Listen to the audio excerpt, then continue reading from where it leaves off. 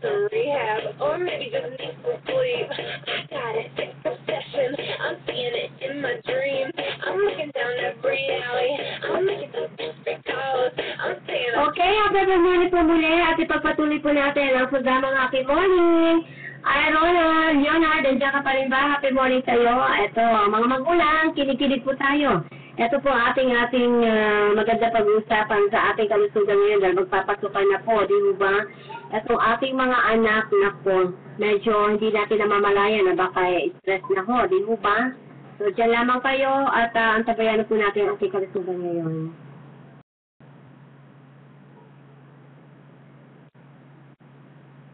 Okay, at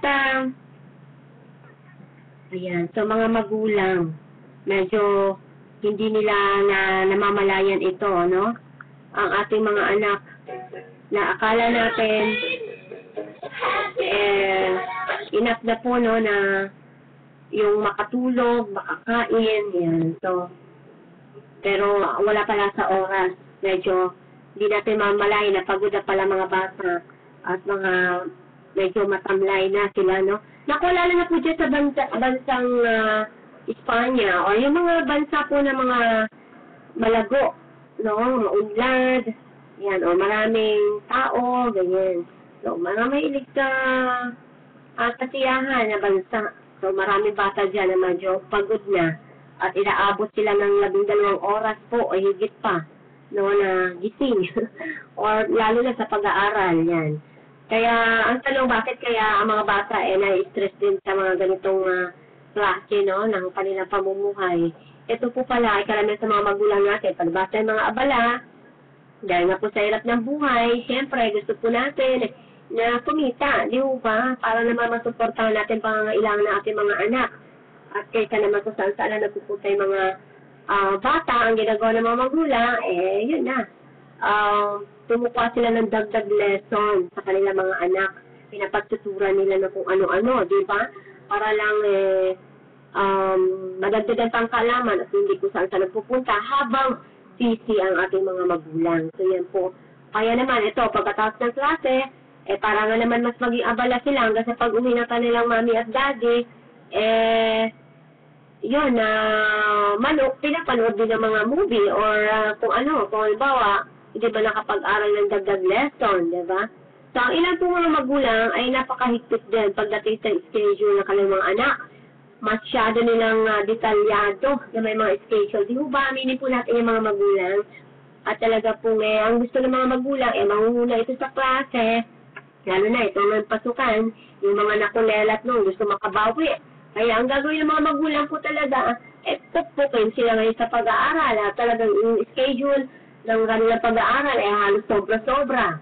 From school, uuwi pa para mag-self-study, no? At ilang oras lang yung kanilang panahon ng pagtulog at paglaro.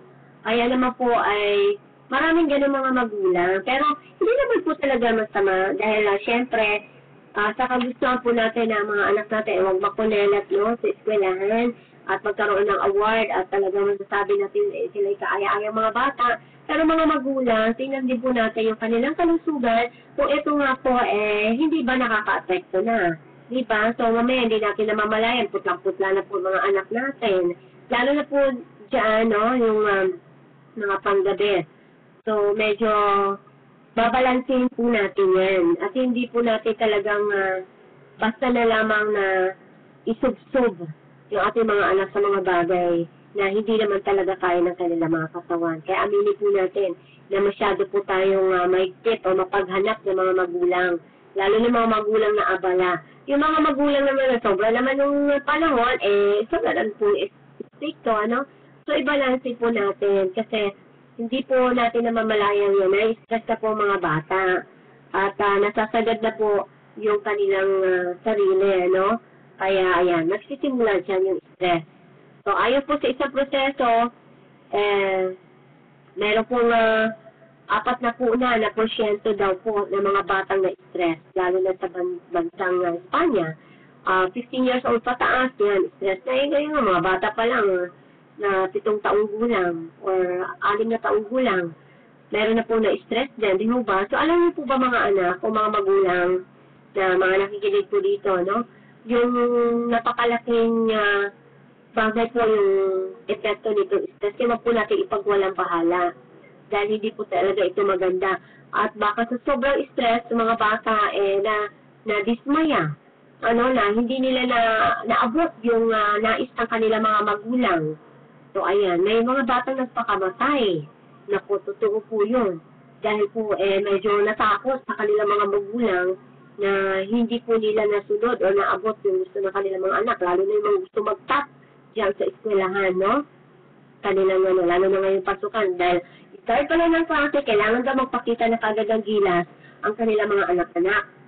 Kaya ayun, so hindi nila namamalayan, tulala na palang kanilang anak at masyado na tutuliro, Kaya medyo mga magulang, balanse po natin.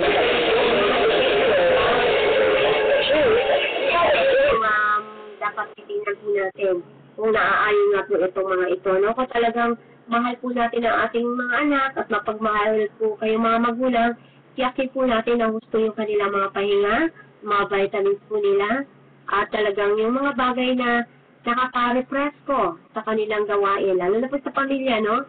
At ulitin natin na importante ang nakaka-refresh kong gawain ng isang pamilya. At yun po, kung totoo talagang mahal natin yung ating mga anak, no? Mga magulang. At baka naman po mga magulang, gusto mo lang.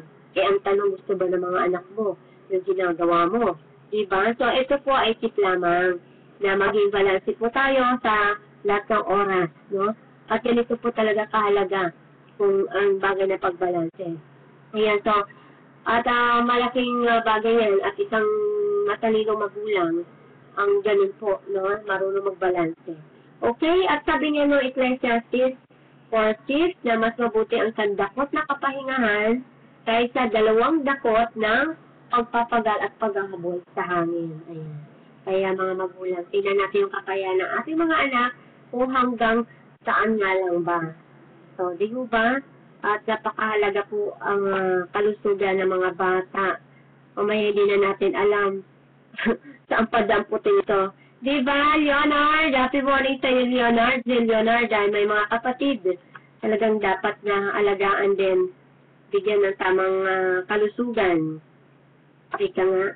Okay, at ang mga malapit na taga-subaybay, bumati po tayo sa ating mga kaibigan sa at na kung saan, talaga pong masusugit po sila na taga-pakinig po sa atin. Okay, mag-ariba-riba naman tayo. At tingnan natin sa Facebook. Yeah.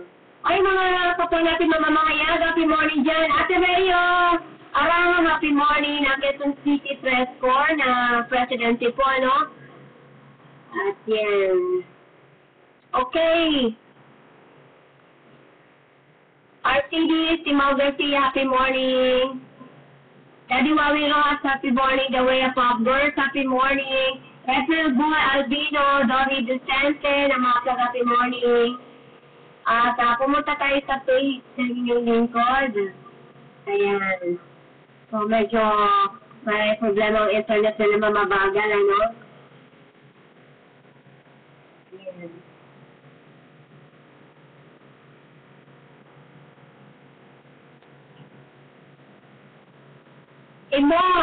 Don, happy morning. Rebecca Melchor Comas, happy morning sa'yo. At nandyan din si Charlie Alda, happy morning. Asag, Muhammad Khan, happy morning. Rayo Morales, happy morning. Sandel Chor, Tandingan, happy morning. Taga Baguio City po ito at military po ito, Okay, at maraming salamat po sa tumakilik sa Facebook na inyong lingkod. At marami pong tayong natutunan, lalo na sa grupo ng Organic. Happy morning po sa inyo. Ayan. At sino pa ba? So, mamaya lamang meron po tayong babatiin muli. Maraming po salamat sa mga patuloy na nagsumusubaybay sa ating program.